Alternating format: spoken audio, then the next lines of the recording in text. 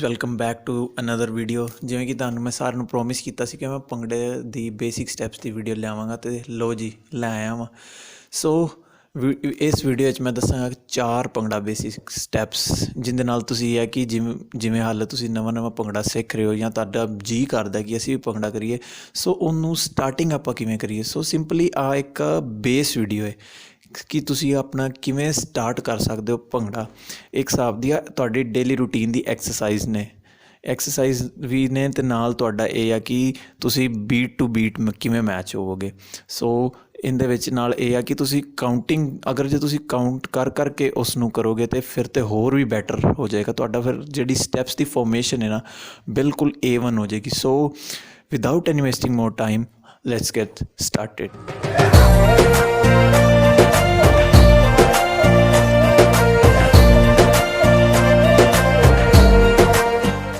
So step number 1 is simply ਕੁਛ ਨਹੀਂ ਜ਼ਿਆਦਾ ਹੈਗਾ।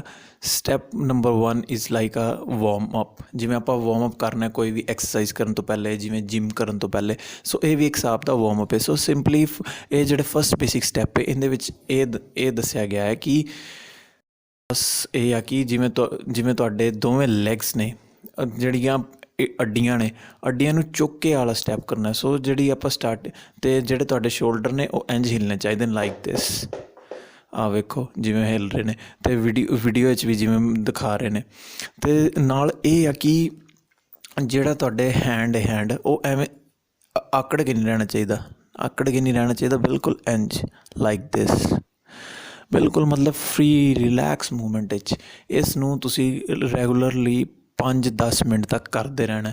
ਜਿਵੇਂ ਉਹ ਹੁਣ ਵੀਡੀਓ 'ਚ ਵਿਖਾਵਾਂਗਾ ਮੈਂ ਅੱਜ, ਇਹਨੂੰ ਤੁਸੀਂ 5-10 ਮਿੰਟ ਤੱਕ ਕਰਦੇ ਰਹੋਗੇ। ਇਸ ਨਾਲ ਇਹ ਆ ਕਿ ਤੁਹਾਡਾ ਜਿਹੜਾ ਸਵੈਟ ਹੈ ਉਹ ਵੀ ਨਿਕਲੇਗਾ, ਜੋ ਕਿ ਬਹੁਤ ਅੱਛੀ ਗੱਲ ਹੈ, ਅਤੇ ਨਾਲ ਸਟੈਮਿਨਾ ਵੀ ਬਿਲਡਅਪ ਹੋਏਗਾ।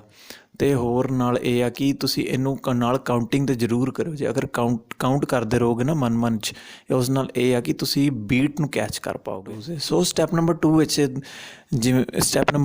ਇਹ ਆ ਕਿ ਤੁਸੀਂ ਜਿਵੇਂ ਸਟੈਪਸ ਵੇਖੇ ਹੀ ਹੋਣਗੇ ਇਨਵਰਡ, ਇਹ ਮਤਲਬ ਜਿਹੜਾ ਪਹਿਲੇ ਲੈਫਟ ਪੈਰ ਨੂੰ ਇਹ ਆਪਾਂ ਅੰਦਰ ਨੂੰ ਇੰਝ ਧਕੇਲਨੇ ਆ, ਫਿਰ ਰਾਈਟ ਨੂੰ ਇੰਝ ਅੰਦਰ ਨੂੰ ਕਰਨੇ ਆ। ਸੋ ਇਹਦੇ 'ਚ ਵੀ ਉਹੀ ਦੱਸ ਰਿਹਾ ਮੈਂ, ਬਿਲਕੁਲ ਸਲੋਲੀ।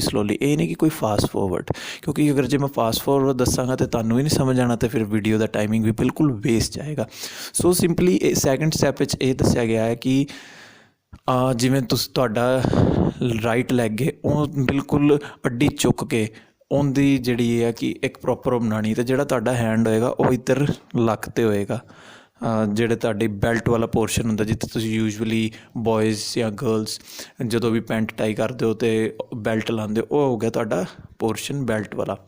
ਉੱਥੇ ਤੁਸੀਂ ਆਪਣੇ ਦੋਵੇਂ ਹੈਂਡਸ ਰੱਖਣੇ ਨੇ। ਦੋਵੇਂ ਹੈਂਡਸ ਰੱਖਣ ਤੋਂ ਬਾਅਦ ਸਿੰਪਲੀ ਕੀ ਕਰਨਾ ਹੈ, ਆਪਣਾ ਜਿਹੜਾ ਤੁਹਾਡਾ ਰਾਈਟ ਲੈਗ ਹੋਏਗਾ ਉਹਦੀ ਇਹ ਅੱਡੀ ਹੈ ਨਾ, ਅੱਡੀ ਉਹ ਚੁੱਕ ਕੇ ਕਰਨਾ। ਅਤੇ ਦੈਨ ਜਿਹੜਾ ਤੁਹਾਡਾ ਲੈਫਟ ਲੈਗ ਹੋਏਗਾ, ਲੈਫਟ ਲੈਗ ਨੂੰ ਅੰਦਰ ਨੂੰ ਪੁਸ਼ ਕਰਨਾ, ਅੰਦਰ ਨੂੰ ਬਿਲਕੁਲ 2 ਵਾਰ ਅੰਦਰ ਨੂੰ।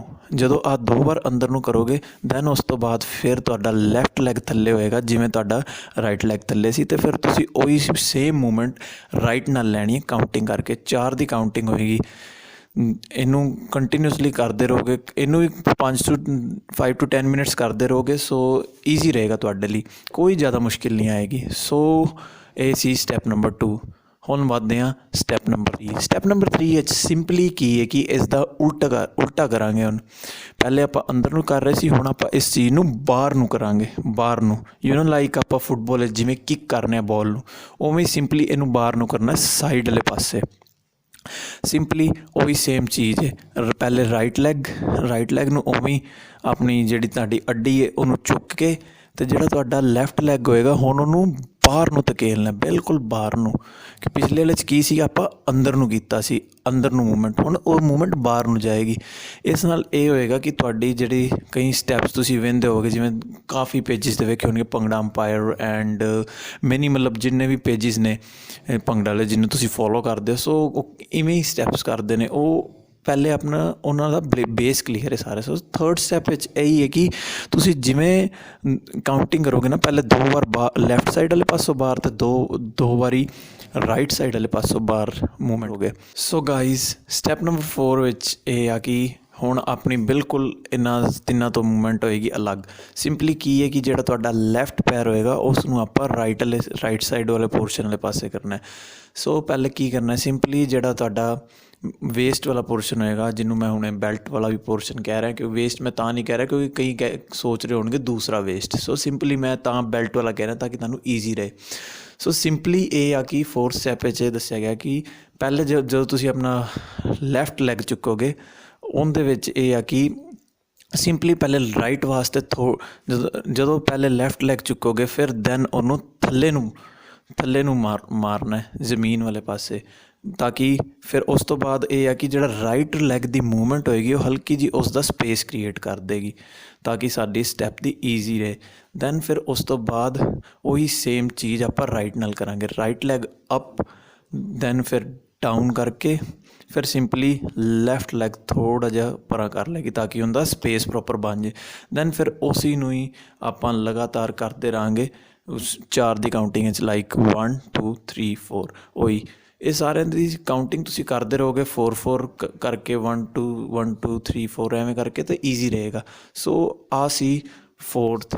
ਸੋ ਗਾਈਜ਼, ਆਸ਼ਾ ਕਰਨਾ ਤੁਹਾਨੂੰ ਵੀਡੀਓ ਪਸੰਦ ਆਈ ਹੋਏਗੀ। ਸੋ ਵੀਡੀਓ ਨੂੰ ਕਰਿਓ ਜੇ ਲਾਈਕ ਅਤੇ ਸ਼ੇਅਰ ਵੀ ਕਰਿਓ ਜੇ, ਅਤੇ ਹਾਂ ਚੈਨਲ ਸਬਸਕ੍ਰਾਈਬ ਕਰਨਾ ਨਾ ਭੁੱਲਿਓ ਜੇ।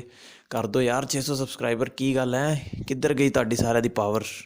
ਸੋ ਆਪਣਾ ਪਿਆਰ ਐਵੇਂ ਹੀ ਵਿਖਾਉਂਦੇ ਰਹੋ। ਮੈਂ ਜਿੰਨਾ ਹੋ ਸਕੇ ਹੋਰ ਭੰਗੜੇ ਤੋਂ ਰਿਲੇਟਿਡ ਵੀਡੀਓਜ਼ ਲਿਆਉਣ ਦੀ ਕੋਸ਼ਿਸ਼ ਕਰਾਂਗਾ। ਆਈ ਨੋ ਮੈਂ ਬਹੁਤ ਡਿਲੇ ਕਰ ਦਿੰਦਾ, ਸੋ ਕਰ ਦਿਓ ਯਾਰ, ਬਸ ਮੈਨੂੰ ਨਹੀਂ ਪਤਾ ਯਾਰ, ਕਰ ਦਿਓ ਪਲੀਜ਼। ਤਬ ਤੱਕ ਲਈ ਮਿਲਨੇ ਆ ਅਗਲੀ ਵੀਡੀਓ ਜੀ। ਓਕੇ ਜੀ, ਤਬ ਤੱਕ ਲਈ ਬਾਏ।